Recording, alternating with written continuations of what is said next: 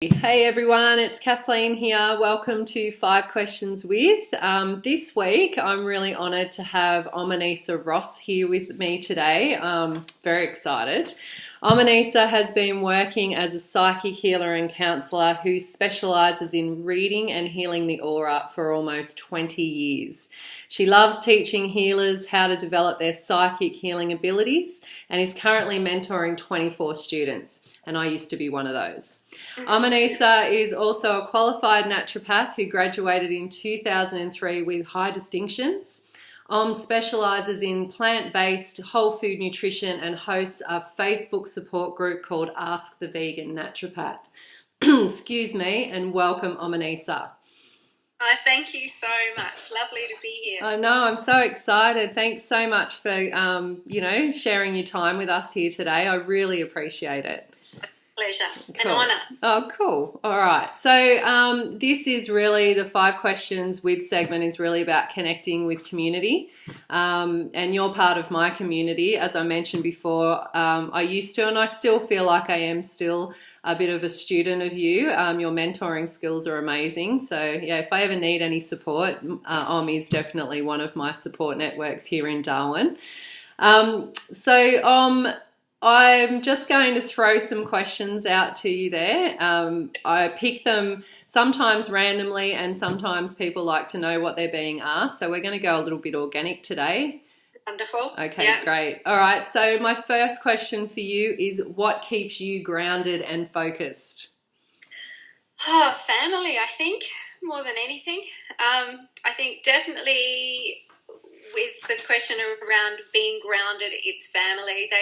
Because I can be very creative and intellectual, and I get caught up in my head with lots of wonderful ideas, dreaming up new creative projects. And if I didn't have real people around me, I think I'd just stay in that lovely creative mental space and never come out. So having a husband and children and various family members around me just keeps me anchored and grounded so that I can be present in my body and present in the real world. So yeah, that's the ground a bit. Focused, I think for me, having so many different ideas and projects that I would love to engage with, I'm getting better as I get older at identifying what the priorities are. And for me, pen and paper is great. If I can just pour everything out on the page and then order it somehow, that works well. Cool. That's good. Good. That's really good. Okay, cool. So question number 2, what's the best piece of advice you were ever given and who gave it to you? That's a tricky one. One that leaps into my mind is many, many years ago, my sister and I were talking. She'd come to visit. So it was after I'd left home and had grown up and was being a mum, and she's 11 years younger than me, but she had emerged into the world and was having her own adventures. And she's very wise, and being a natural empath or clairsentient is someone who can imagine how other people feel really easily. I have through my life frequently struggled and suffered with feeling the pain of others or feeling the pain in the world around me, and perhaps at times over-empathizing with that.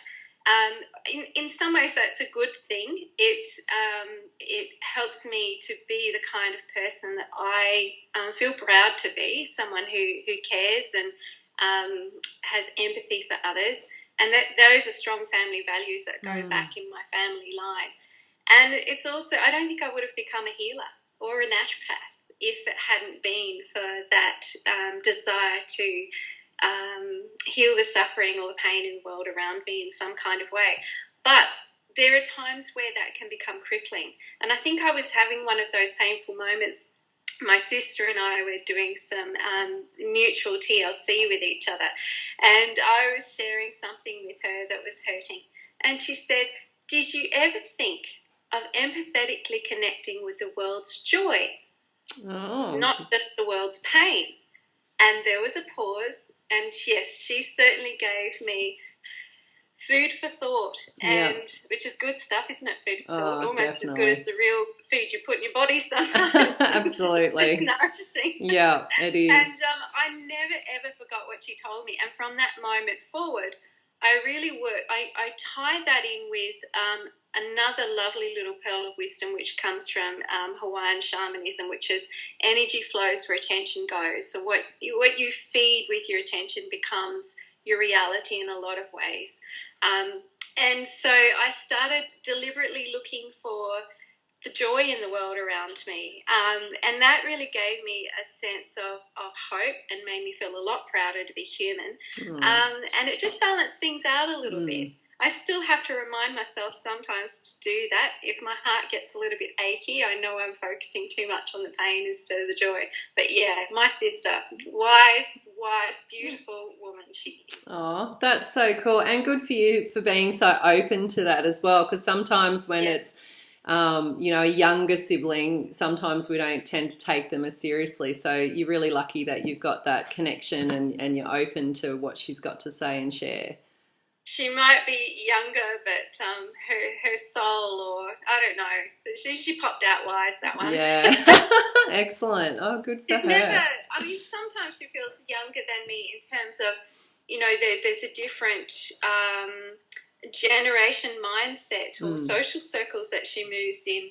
But in terms of spiritual perspectives and our interest in thinking deeply and asking hard questions about things, very much sister, shoulders rubbing on the same page there. So I listen carefully when she gives me a heads up. That's good. I'm pleased to hear it. She sounds amazing. I'd like to meet her one day. Yeah. Okay, so next question. So how did you actually get started in what you do?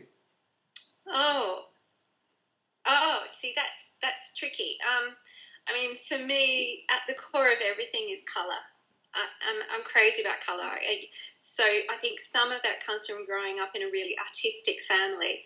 My mother loved colour as well, and so when I was very little, she studied psychic colour healing. And so I was brought up with those sorts of principles. So if I was scared of shadows in the dark or the monsters under the bed or having bad dreams or whatever it might be, if I was just worried about something, Mum would put imaginary rainbows around my room. You have imaginary friends, and I have imaginary rainbows that would protect me. And she still does it. In our family, if any of us are worried about something, we just call Mum up and say, Mum, can you send me a rainbow?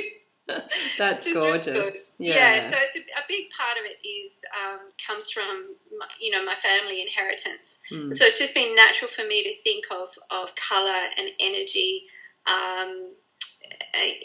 as being a normal part of my life. And then as a teenager, I was an avid reader and was very interested in spirituality and the power of the mind and self-hypnosis.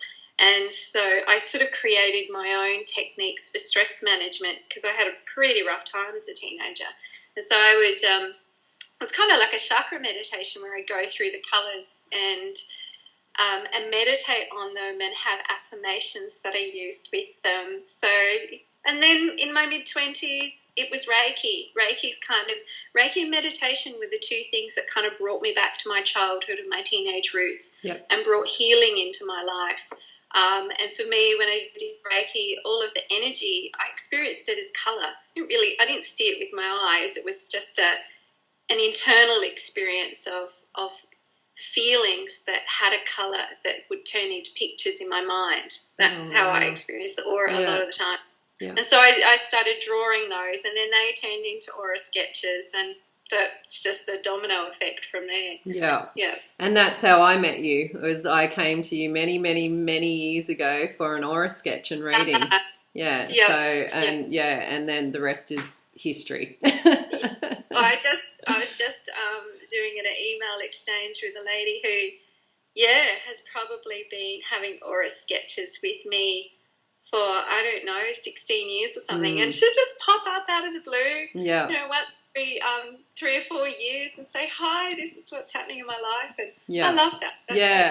I love that too. And that's actually, it's funny you say that because it's something that's been on my mind that Rob and I need to do very soon, is to connect and have another aura sketch, because it's been ages. Yeah, it's a beautiful, beautiful thing that you do. They are fun, aren't they? It's lovely. It's like a colour map. Yeah, it is. Right? It's amazing. Yeah. So question number 4 is, if you could do one thing over in your life, what would that be? Oh.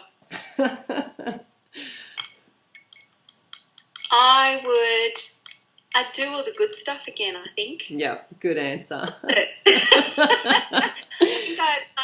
I think do you know what? Even the bad stuff was good. I mean, isn't it wonderful to be alive? I think it's funny the perspective that question can bring up, because, you know, we don't like to look at life with regret, but, you know, so it depends on how we look. But, go ahead.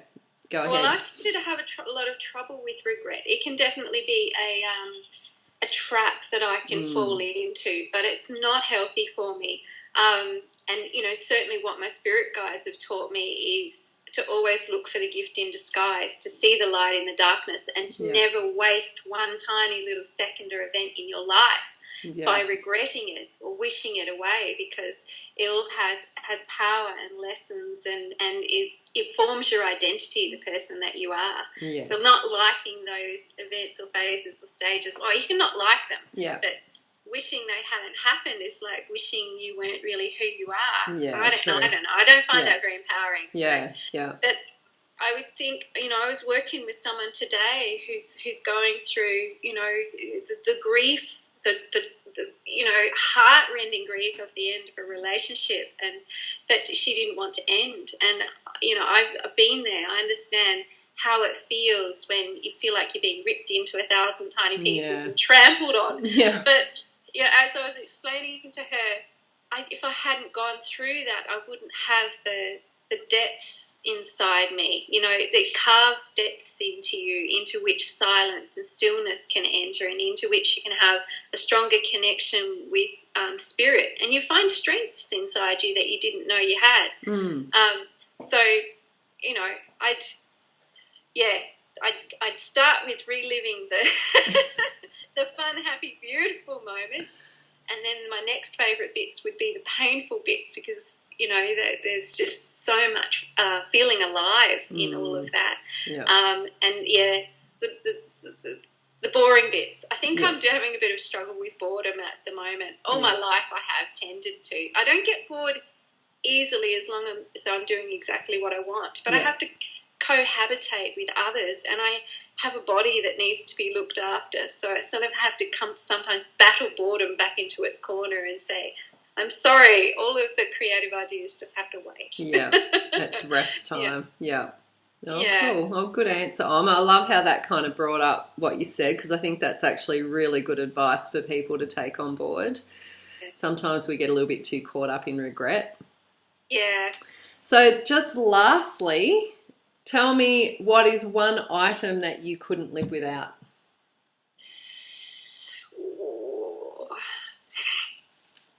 To say avocado. Is that crazy? No. That's a good item not to live without. I keep waiting for the avocado love affair to end, but, you know, I don't know, where are we? 15 years now, and it doesn't seem to be going anywhere. Oh, good one. That's good. I've just found out my sister's doing her green smoothies. I was just saying to my husband about how I've got some, it's leaf ginseng in the garden and some purslane, and they're both high in essential fatty acids, and they're just beautiful, beautiful plants. And I've been, you know, thinking, I'll start incorporating those into my smoothies, which for me are usually fruit-based. But I've been wanting to put some more greens in there, and so I thought I'd do that. I said, but I don't want it like my sister's, because they're not creamy enough for me. And I was like, hang on a second, she started putting avocado in hers. Yum. So, I think there's some creativity about to happen in the kitchen, definitely. Cool. It's just avocados are expensive, and yes, it's hard financing my addiction at times. Well, I think it's a pretty good addiction to have, and I do, yeah. For those that are, southern states that are listening to this, we're in Darwin, and we can pay quite a lot of money for an avocado, sometimes $5 or $6 each. So, That's right. yeah, no, it is a bit of an expensive love affair, but a very healthy one to have. So, it's well worth it. Yeah. Lucky it is expensive, I think, because I think that's what stopped me from falling out of love with them. Because, there is too much of a good thing. Oh, of course. I think if you can keep the things that you love just hovering on that edge of so much and no more, you stay in love with them. Familiarity can breed contempt, can't it? Yeah. There's some really good advice underlying your answers today, I really appreciate your time. So just to let everyone know that when we post, well, you'll be watching this video, and underneath it we'll have Om's details of how you can work with her, the best ways to connect. And also, just so people do have an understanding of exactly what you do, will let you explain, what your practice entails just before we do sign off. I guess there's sort of two main areas, and that is the naturopathy, which I love plants, so it's always been strongly centered around herbalism. And I really enjoy whole foods, the idea of food as medicine, which is what I was raised on. So when it comes to the naturopathic side of things, I'm not really interested in supplements. I prefer prescribing herbs and helping people work out, how they can address certain health issues through their diet, through the foods that they eat on a daily basis, tweaking things here and there. And also I really love helping vegans or people who are transitioning gradually into veganism to do it in a way that's really healthy and solid, so that they can stay healthy and not go backwards, because there's quite a bit to know about doing it sensibly in a way that is going to help you flourish. So that's enjoyable for me. That's sort of the main work that I do is all about energy work with an emphasis on colour, so reading and adjusting the aura and the colours of your aura frequencies. And so those frequencies can be your moods, your emotions, your personality, your thinking and behaviours, but also physical imbalance as well. And I really enjoy helping people understand those connections between mind, body, emotions, or personality, behaviours, habitual emotions, and physical health, and how all of that links together. And so I do have one service I'm really enjoying at the moment. I call it my herbal chakra consult, and it's where it's the blend of the naturopathic with the energy work. And then you walk away with, a bottle of herbs and maybe an aura spray at the end of it, and you've had your energy field adjusted, and everyone says, I feel lighter, which is great. But you've also got some juice, some lovely mojo stuff to pick you up and help you feel fantastic over the weeks to come and really consolidate the work that we've done together. Awesome. So and you do that face to face and online as well. Face to face. I'd say the biggest shift that's happened for me recently is that I'm pretty much doing all of my psychic art, so all of my sketching, like the spirit guide sketches and the aura sketches. I've been doing all of that via distance, so just doing it in my own time and space, even if that's at 2:00 in the morning when the inspiration hits me. And really allowing myself the stillness and the silence to melt into that, and then delivering those in email format, as a recorded audio. Beautiful. It's a mix of reading, healing, guided imagery, meditation, with a picture, so a photograph of your sketch, whether it's an aura sketch or a spirit guide. So they're really good fun. So I'm really enjoying the art side of things at the moment, and just the variety. It's great fun having some stuff to do by myself, some stuff via Skype, and some in-person work, which I find the in-person work is the most energy consuming for me. So I'm recovering from an injury at the moment, and it's just fantastic that I've been able to find a way to, what's the word, work smarter, not harder, and just be a little bit more efficient with the way I'm using my energy, but still get an income and still do what I love, which is helping people. Oh, that sounds great. Oh, well, I'm really glad that you're still doing what you love, and it hasn't really taken you out of that field No, as it could have. And yeah. So, as my clients and all my students know, changed my website and my practice as much as I changed the furniture in my clinic. It drives everyone crazy, but that's all right. We still love you, and and as someone who has been to as a client and has been one of students in the past, it is something to really look out for. I love the aura sketches and the spirit guide stuff. I mean that's really my cup of tea. So look out for Om's details under the video that we have here today. Thank you so much for your time today, Omanisa. It's just beautiful. Always spending time with you. In any space, it's always good. Yeah. So I really appreciate your time, and just for now, we'll say goodbye. Blessings. Bye. Thanks.